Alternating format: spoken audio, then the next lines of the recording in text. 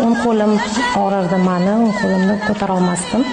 Mana hozir raqsga tushib, qo'llarim ham ancha yaxshi harakatga kelyapti. Mening ismim Nilufar, yoshim 57 da.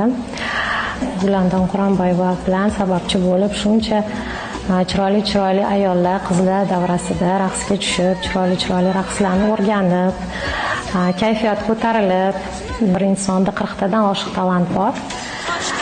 Предназначениemiz bor. Agar bizga berilgan shu narsalarni amalga oshirmasak, demak biz o'zimizga o'zimiz xiyonat qilayotgan bo'lar ekanmiz, predovat qilayotgan bo'lamiz.